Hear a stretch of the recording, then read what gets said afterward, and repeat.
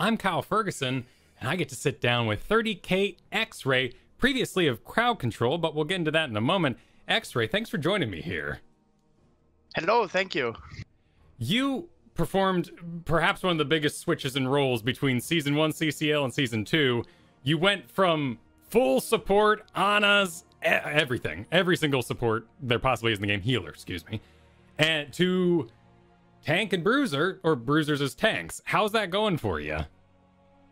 Yeah, I think it has been quite fun. So, yeah, initially, I think in Season 1, I signed up as a tank, and many people knew I was a support. So some orcs had me like as the double card, you know, you can keep me later and maybe pick me up as a support. And that's what happened in Season 1. I've been playing support for quite a long time, and I have only done one tournament on tank before, but I really love the role. Like, I think it fits my style, like, of being the vocal guy, of shot calling, and trying to do some macro calls. And tank, well, it's the frontline role, right? So I love it. It has been a lot of fun. I still have quite some things to work on, and yeah, I am ready to improve. That's awesome. I mean, you've got a fan base going. Everyone loves when we go into 30K comms because we get to hear you just stoked. Just, I'm taking this camp. I'm doing here. Everyone loves your energy, and it's really cool to hear. But you're playing on delay, right? I mean, how's that going? Yeah, with the ping, it's always like an issue, right?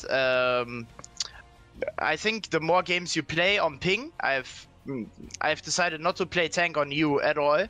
So I get the ping feeling on an A, and it really helps me.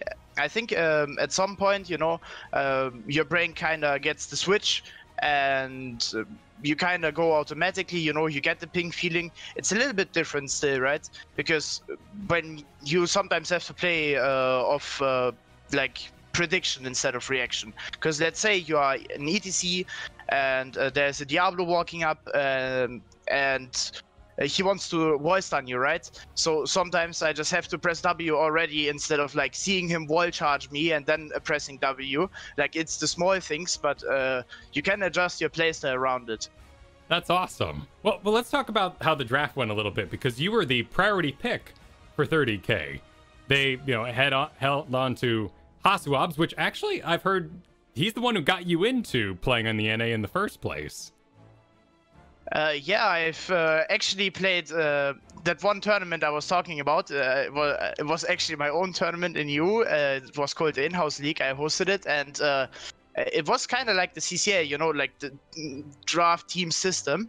And Hasuabs was the team captain, and he first picked me as a tank, and well, it went quite good. I had a lot of fun playing with Hasu. I've been playing Division 1 this season in EU as well with Hasuabs on tank, and I think he is the perfect like secondary shot caller for me, kinda, because I don't know, I like to go pretty aggressive, I would say, and shot call a lot, and Hasu would be the guy who says, no, it's enough, you know, stop, come back, and we do the camp, you know, and it's like we complement each other a little bit on that one. Yeah, rein you in, so you can make the calls you want, he gets to pull that back a little bit, and you get to work with Dino again. Yeah. Well, Dino, I don't know, back then, like, around about like 1 year ago, I've seen him. He was not really in the competitive scene back then when I picked him up 1 or 2 years ago, and I was like, wait, this player is really, really good. We need to get him in on our team, right? And then we tested Dino, and well, I really liked how he plays the game. I think right now he's one of the mechanically best players in EU that we have.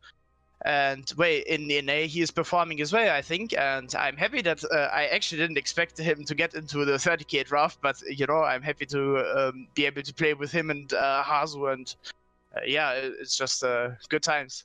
That's awesome. I mean, you guys have so far in this season of CCL had an extremely motivational time. You went through the icebreakers, did amazing, had a great opening first week versus Oxygen, and now you're coming up against Onyx. What's the team feeling about that? Are you guys planning anything special that you can talk about? So yeah, we know obviously. I've been starting to play versus Benny in EU. I think he is a really great tank, a very smart one. He really likes to pick people off rotations, and I feel like he will be the voice of Onyx, right? He will be the guy telling them where to rotate, how to play the game. And I have a little bit of a different play style, so I'm ready to face him off. Obviously, can't tell too much about the drafts, but we know what Heroes Benny likes, and we will plan around that and hopefully secure our second win in the CCL season. I look forward to it. Well, let's talk about last week a little bit. Versus Oxygen. You ended up on main tank Sonya. At what point you started in the solo lane and then you switched off? What is that, a level? Is that a talent that makes main tank Sonya work? Why did that switch off happen? So that's actually a pretty fun one.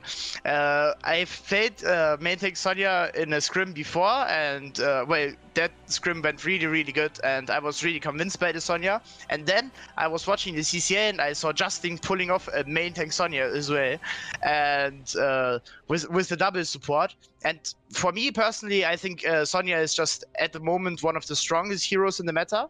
She has so much damage through her W's, so I was just like, let's give it a try. You know, if you don't try it in competitive, it's game one. You know, you still have to, like, you can still get back the series if it doesn't work out. So it was kind of a wild one. Hazo didn't really practice that much Myth before, so he was really off-rolling on that one.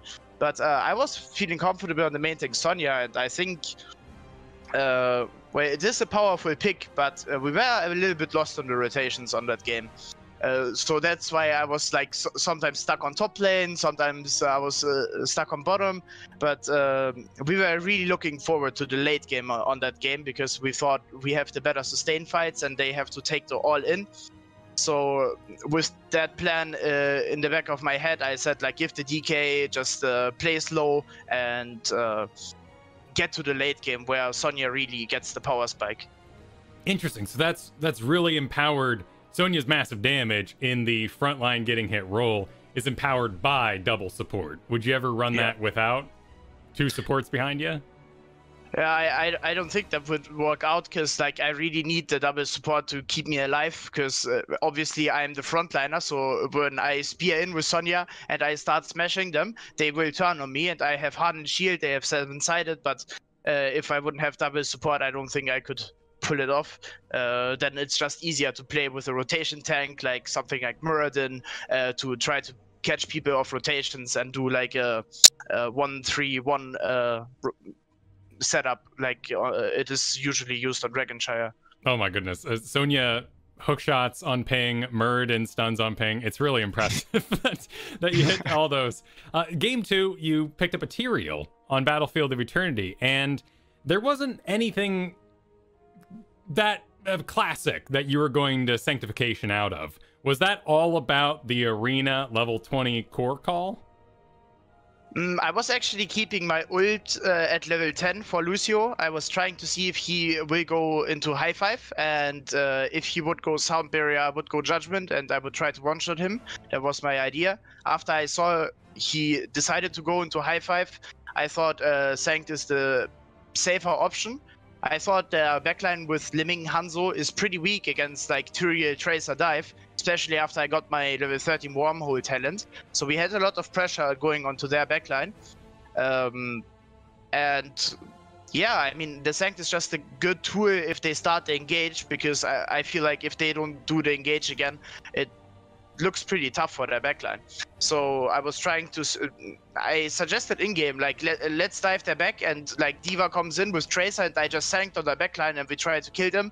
And my team said, no, we don't have to do that. Like, it's way too aggressive. We can just play it safe. And well, I was fine with that, and we played it safe. I was just speeding out my teammates with E, calling ice speed, and then there were, yeah, Dino and Hazorps were smurfing it on Tracer and Reyna. That's a great way to think of Sword of Justice as Wormhole for Zeratul, and that explains why you were so aggressive in and out, in and out. Does that play style help you out with a Nubarak? He plays so differently. You're always on these weird kind of top angles, kind of looking around for that stun. Yeah, I think with Anubarak it's kind of difficult because most people don't understand. Like, I see a lot of Anubaraks, like in Storm League, you know, they start Eing in first and then they try to kill people off that, and then they realize, ooh, you know, I don't have my E ability anymore, and they drop really quickly. I think with Anubarak you have to be quite careful. I usually try to only use my Q ability as an engage and only E in when I'm sure I'm gonna survive and get the kill. So on Anubarak, I'm trying to play quite safe actually and save my E tool as a disengage. Also, I can create a lot of space with body blocks and Q and W anyway. And if they turn on me, I still have my E button to E out, right? Shout out to my orc, 30k, and Mikey Yuda. He really tries the best to like do everything for our team. He like got in translator on Hyde right now, so Hyde is able to coach us. And yeah, Mikey Yuda and everyone behind 30k, you know, they got amazing Twitter banners for us as well. Check them out, and maybe also check out my Twitch, HOTS_XRAY. I'm happy to help new players and experienced ones. If you have any questions, you know, I'm happy to have a chat. So yeah, maybe see you around, and yeah, enjoy the games.